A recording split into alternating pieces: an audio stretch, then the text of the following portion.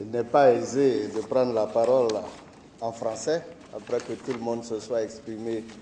en anglais. Nous allons donc essayer de permettre la traduction. Excellences,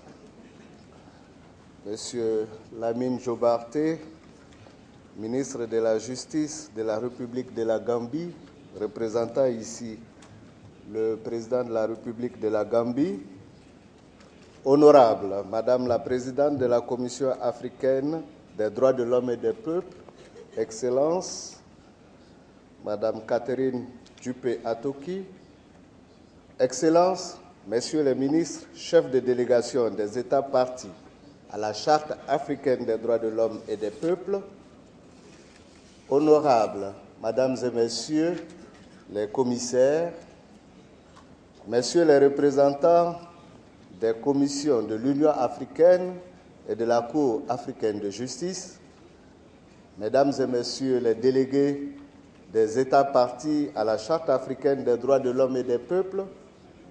Mesdames et Messieurs les représentants des institutions nationales des droits de l'homme et des peuples du continent, Mesdames et Messieurs les membres de la société civile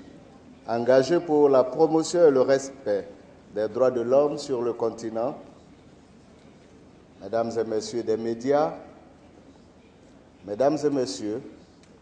tous en vos grades et qualités. Comme il est de coutume, à chaque session de la Commission africaine des droits de l'homme et des peuples, cette importante institution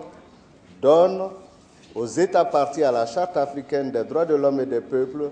l'opportunité de s'exprimer. Pour cette session, l'honneur me revient de prendre la parole au nom des États partis. Pour cela, je voudrais à mon nom propre et au nom du président de la République de Côte d'Ivoire, président en exercice de la CEDEAO, son Excellence M. Alassane Ouattara, exprimer toute ma gratitude à l'endroit de Madame la Présidente de la Commission africaine des droits de l'homme et des peuples, l'honorable Catherine Dupe-Atoki, ainsi qu'à l'ensemble des délégués des États ici présents pour la grande marque d'estime portée à ma modeste personne et à la haute considération manifestée à l'égard de mon pays, la Côte d'Ivoire. Je voudrais également exprimer la gratitude de toutes les délégations ici présentes à la République de la Gambie pour sa légendaire hospitalité et pour les commodités de séjour offertes aux différentes délégations.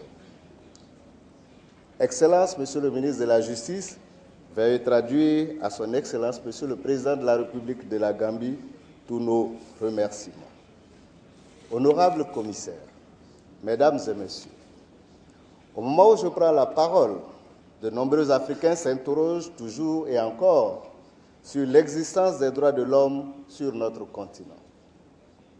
Question légitime ou pas, mais question d'actualité tout de même. J'en veux pour preuve les exemples hier de la Côte d'Ivoire, mon pays,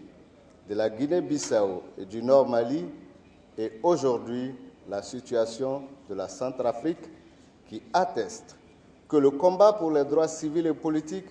demeure une préoccupation sur notre continent. Quant aux droits économiques, sociaux et culturels, ils ne sont pas non plus à reste, vu les nombreux défis à relever dans la lutte contre la pauvreté que mènent nos gouvernements. Pour ce qui est des droits de la troisième génération, nos États ne sont pas non plus mieux logés. La lutte contre le réchauffement climatique, l'épineuse question du développement vert et le combat pour faire de notre univers un lieu habitable et transmissible aux générations futures sont illustratifs de ce que nos États doivent redoubler d'ardeur dans la recherche constante et renouvelée de solutions idoines. Mesdames et Messieurs, on le voit donc, les défis sont nombreux et multiformes. Pour en sortir, nous devons explorer les vertus de la solidarité africaine agissante et son énergie vitalisante. C'est pourquoi de tels forats sont à saluer Et je voudrais en remercier la Commission africaine des droits de l'homme et des peuples et sa dynamique présidente, l'honorable Catherine Dupuy-Atoki, pour les occasions qu'elle nous donne de faire le point de la situation des droits de l'homme sur notre continent. Il reste entendu qu'il ne saurait y avoir de développement sans la paix et donc sans le respect des droits de l'homme. C'est le lieu de saluer l'action du bureau de la Commission africaine des droits de l'homme et des peuples et de toute la Commission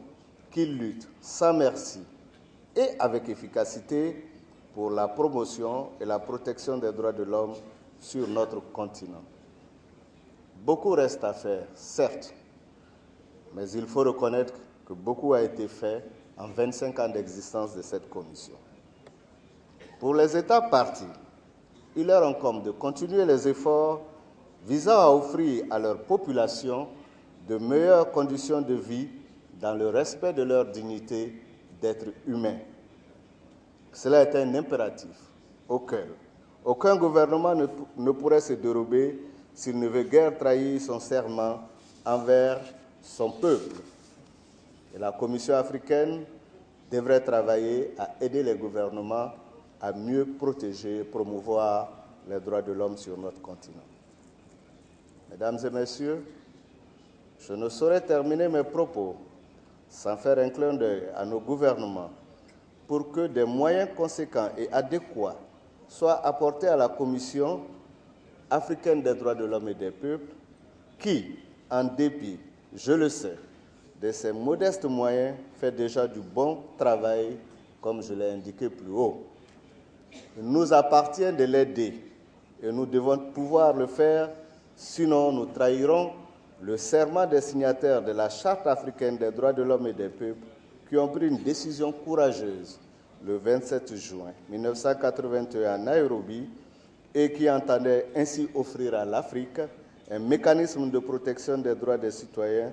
en vue d'un développement global et durable du continent. Je vous remercie pour votre bienveillante attention.